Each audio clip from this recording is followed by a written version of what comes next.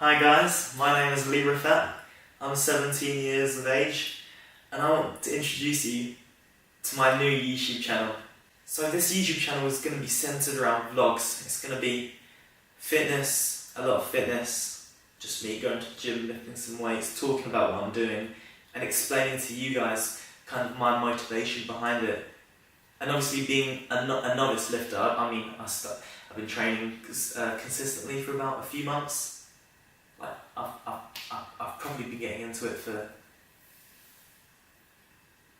I'd say 3 months, because I've been going kind of inconsistently for like over a year, but not seeing the benefits that I would have liked to see.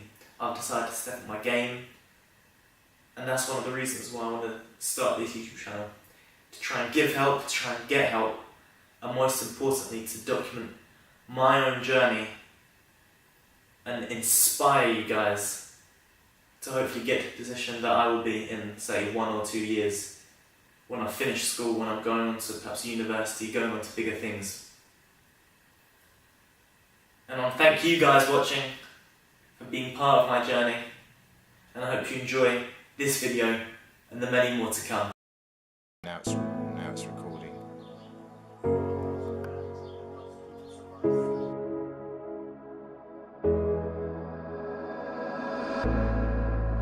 Don't deny me, 'cause I feel it. It's your heartbeat, it's your hands. Don't deny me from this feeling.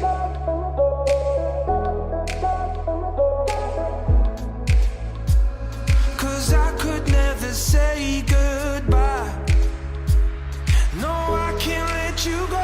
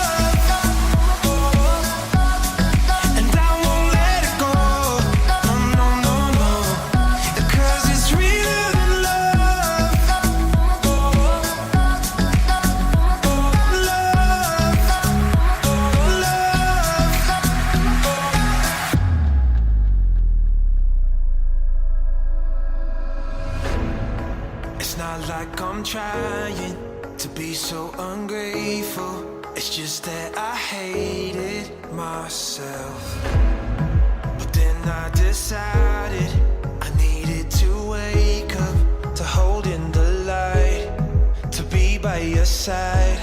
So please don't deny me, 'cause I feel it.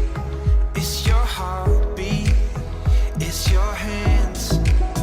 It's the feeling of your body and your spirit in the dance. And I could never say. Alright, so for my post-workout meal, I've got Country Supreme, dash on the hot sauce because it is nice. Got some cheesy fries, some there. And Bobby, what have you got? Crispy chicken burritos, amazing stuff. 0 calorie chicken Pepsis. And I won't let it go. No, no, no. 'Cause it's realer than love.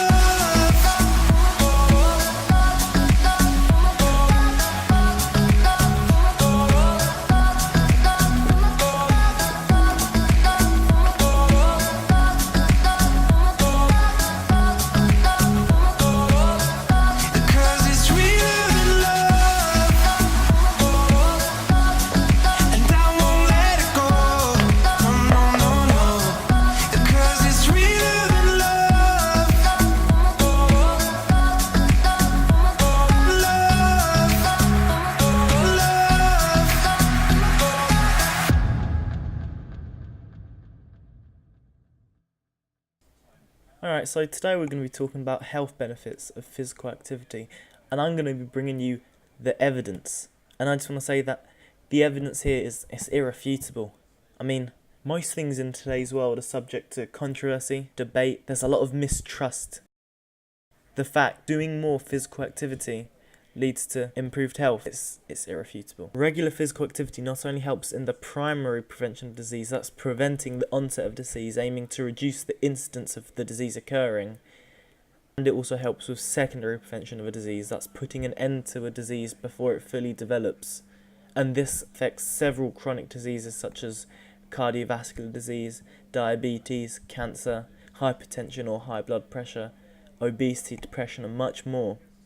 And then it also reduces the chance of premature death, as stated in a study by G. Erickson called Physical Fitness and Changes in Mortality, The Survival of the Fittest. Another study by J. Myers, A. Kiker, S. George and others called Fitness versus Physical Activity Patterns in Predicting Mortality in Men states that an increase in energy expenditure from physical activity of at least or around 1,000 calories per week in men was associated with a mortality benefit of about 20%. And however you know this study, it took data from a sample size of over 6,000 men. It's a truly profound study, great stuff. It also shows that sedentary people, people that just sit around, that have various risk factors like a history of high blood pressure, diabetes, they smoke, or they're obese, they have an elevated body mass index, they have on average 2 times the relative risk of death than the participants who were considered as physically fit. And physically fit was seen as being able to perform the front crawl and swimming for an extended period of time. Primary prevention of death is closely linked with physical activity and having the capacity to perform strenuous exercise, so being physically fit.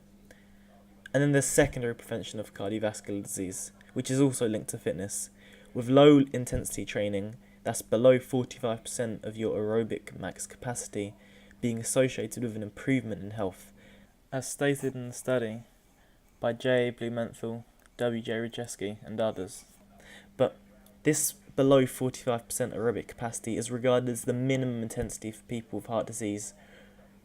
You want to go above and beyond that, even if you're suffering from chronic diseases. So regular physical activity is clearly effective as secondary prevention of cardiovascular disease and is effective in attenuating the risk of premature death among men and women. And that's regular physical activity above, I'd say, at least 50% of your aerobic capacity. You want to be putting in effort, you don't want to just be walking around. So you may be wondering as to actually how much exercise do I need to do to reap the benefits of being physically fit?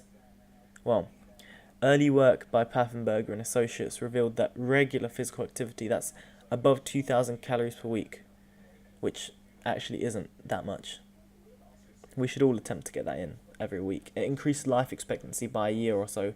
Further studies have shown that even 1,000 calories per week is associated with a 20 to 30% reduction in all-cause mortality within both men and women. However, there is little evidence to show that as little as 500 calories per week offers health benefits, so you really want to be aiming for that 1,000 calorie per week expenditure.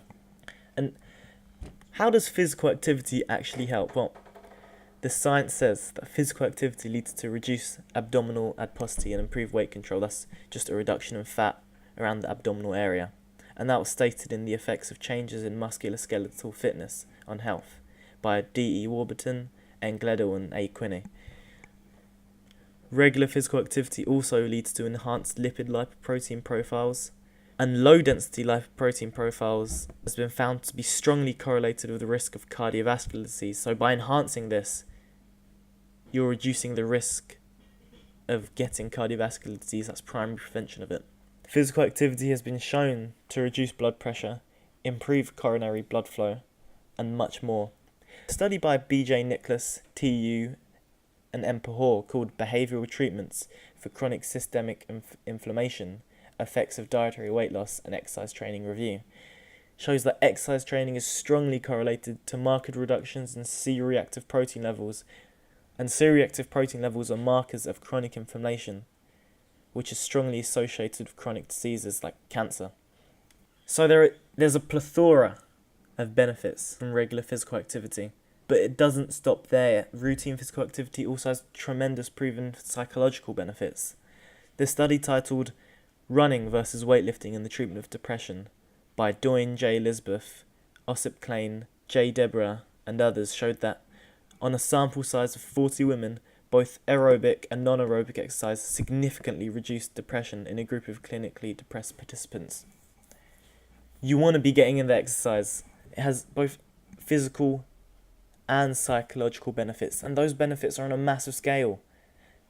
If you're sedentary, if you're physically unfit, get at least 1,000 calories worth of exercise in every week, and try and up that. Try and go to the gym, try and go running, try and go jogging around, try and do anything to become physically fit and improve your life and improve your lifespan.